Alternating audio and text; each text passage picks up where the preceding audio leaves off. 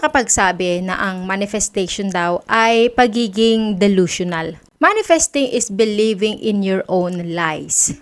Hindi ba't delusional naman tayo palagi?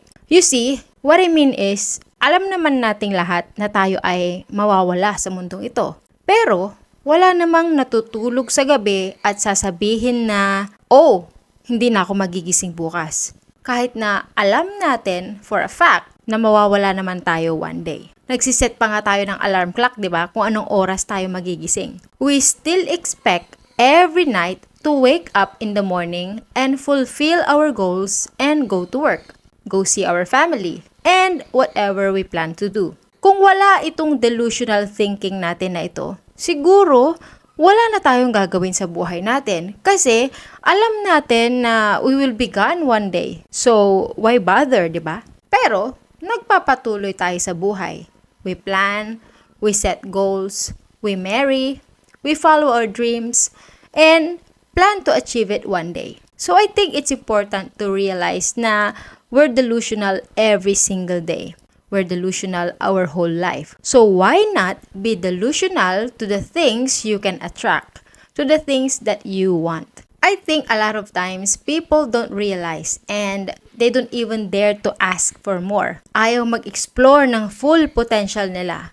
Ano pa ang kaya nilang gawin? So I think that you need to start realizing that you can receive anything you want, but you have to put in the work. Manifesting is a lifestyle. May mga bagay na kailangan gawin at baguhin sa buhay natin in order to manifest our desires. And in this video, I'm going to show you how. Okay, so the first thing in order to manifest your dream life, you need to let go of the past and past situations, past people. You know, a lot of people hindi makaget over sa kanilang mga nakaraan. Hindi makamove on.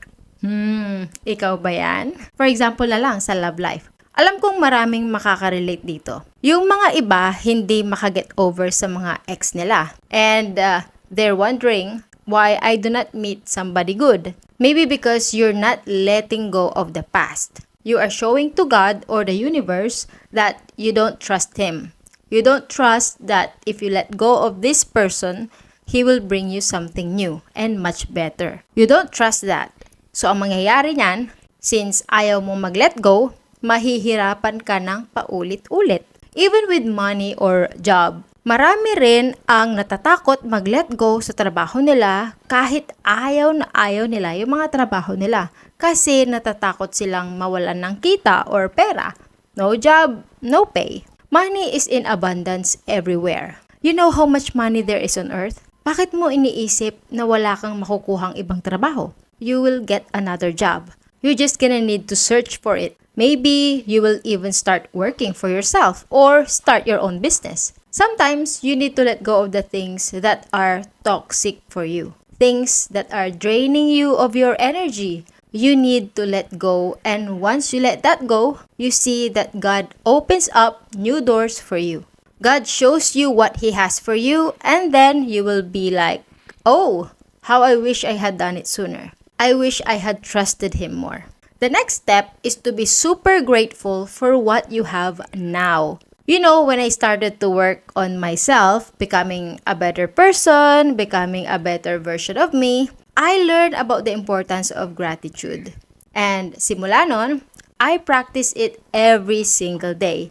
When I wake up, I try to journal. I list 3 things that I am grateful for that day. I'm grateful for the good health for me and my family, grateful that I woke up, even for the small things like sunshine, the air that I breathe, the water that I drink, food in the table, hug and kiss of my kids. Kahit during times of challenges, I am still grateful. Sasabihin ko, thank you Lord for this situation and the things I will learn from this. At ang napapansin ko when I practice being grateful every single day, I find and attract more things to be grateful for. Nakakatuwa lang. You know, I think a lot of times people just don't practice this, especially because of social media. Everybody thinks, oh, they have more than me. Nakikita natin na mas gwapo or mas maganda, mas mayaman, mas successful kaysa sa'yo. Tapos, sasabihin mo, Why do I have less? Why not try to look at people that have less than you? I'm telling you, you are abundant in a lot of ways. May mga tao sa hospital, praying na gumaling sila. May mga pera, pero aanhin naman nila yon kung may sakit sila. You know, a lot of things money cannot buy, and they're priceless. And a lot of you have that. So, be grateful. You might not have money, but you have love. You might not have money, but you and your family are healthy. Kahit man lang yung nagising ka nitong umaga, be grateful. Alam mo bang may mga tao na hindi na? Marami kang meron sa buhay mo na wala sa iba, kaya be grateful for it. So meron akong ipapagawa at kapag ginawa mo ito ay siguradong magbabago ang buhay mo. So ito ang gagawin mo. Kumuha kayo ng journal or notebook. Ilagay nyo sa tabi ng bed ninyo and write down 3 things that you are grateful for every time you wake up in the morning. It puts you in a positive mindset. It's a great way to start your day. You will realize that you are actually doing good, that you already have a lot of things. And you will be like, thank you Lord for all these blessings. And lalong matutuwa niyan si Lord kasi gustong-gusto niya na nagte-thank you tayo sa Kanya. Lalo ka pa niyang bibigyan ng napakaraming blessings kasi naa-appreciate mo. Marunong kang umappreciate. Kahit nalulungkot kayo, not feeling well, try to think of things to be grateful for. Okay, Salee, what are the things you can be grateful for right now? And mababago na ang mood mo from feeling scared, fear, sadness, to feeling love. At kapag nasa state tayo ng love, happy tayo.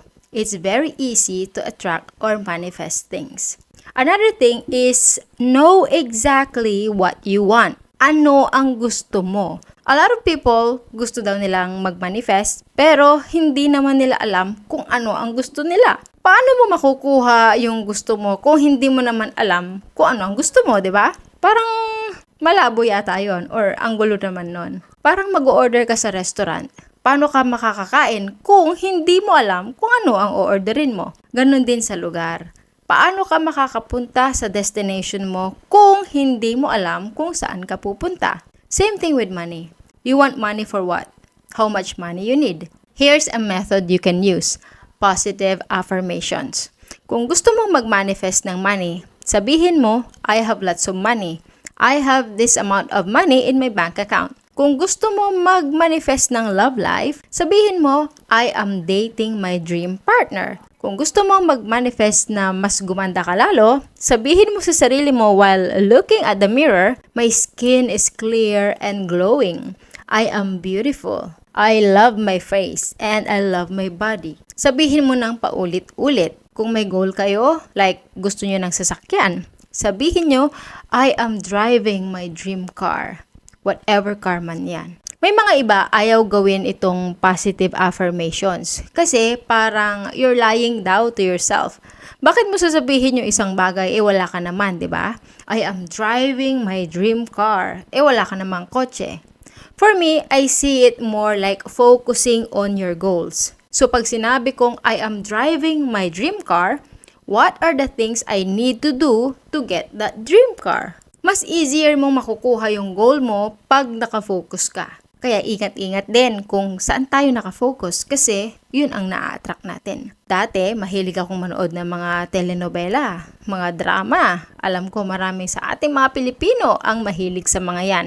Kaya na-attract tuloy natin ang mga kadramahan sa buhay. Try nyo lang i-observe ito. Minsan kasi kailangan lang din nating maging aware tayo sa mga nangyayari sa buhay natin para mas maintindihan natin. Kadalasan kasi lahat naman ng nangyayari sa buhay natin ay tayo din ang may gawa. Tandaan natin na whatever you want in life, whatever you desire, is already here. It already exists. The only thing you need to do is to take the steps towards your desire. For example, gusto kong makapag-abroad bilang nurse. It already exists, di ba? Marami ng mga nurses ang nakapag-abroad. So ano ang dapat kong gawin? Ginawa ko ang mga necessary steps para mangyari yon. Nag-aral ako ng nursing, kumuha ng mga exams, at nag-apply. Kung gusto ninyo ng $1 million already exist. Millionaires exist, billionaires exist. You just need to figure out how to get that. and how to become one. We need to stop living in a lack mindset or scarcity mindset. We think we are not enough. Oh, hindi ko kaya yan. Why not? Bakit hindi mo kaya? Bakit mo sinasabi sa sarili mo na hindi mo kaya? Maraming mga successful na tao ngayon na nanggaling sa hirap. Oprah Winfrey, for example, mahirap, na-abuse at na-discriminate ng bata to becoming the richest African-American woman. She was alone and homeless before she found her career. And now you are watching this video in your home and you think to yourself that you are not qualified, that you are not enough. Yung mga tao that believe that they can and that they deserve to have success, yun yung mga taong nagiging successful. Kaya dapat iisipin natin at maniniwala tayo na deserve natin ang success. We deserve success. So ngayon naniniwala ka na deserve mo ang maging successful, have a plan and take action towards that plan. God will help you. God will guide you. But you will be the one to take the action. Kunwari, you want to lose weight. You're the one that has to go to the gym. You're the one that has to eat healthy. You're the one that need to do these things in order to accomplish your goals. You cannot just sit and say, I'm manifesting this and that, at wala ka namang ginagawa. Obviously, hindi mag-work ang manifestation mo. And last I want to say is, believe that you deserve it. Deserve mo ang magandang buhay. Deserve mo ang amazing love, friendship, whatever you want in life. You deserve everything. The richest people on earth, if they can have it, why can't you? Why can't you have like even 10% of them? Or even like 0.1 of what they have? Why can't you have that? Switch natin yung mind natin. I deserve to have a great life. I deserve to buy whatever I desire. I deserve to travel wherever. My children deserve to have the best life. Because why not? I hope you guys learned something from this video. You really have to start acting, talking, and walking like you are blessed and like blessings are coming in your life constantly. And that's how you attract more blessings. For those people who want to try this, let me know in the comment section and I will guarantee you miracles will come into your life. If you want to learn more about how to manifest an abundant life, get a copy of my book, Abundance Mindset. There's an ebook version and a paperback version. I will put the link down in the description below. And if you want to learn more from me, watch this video next.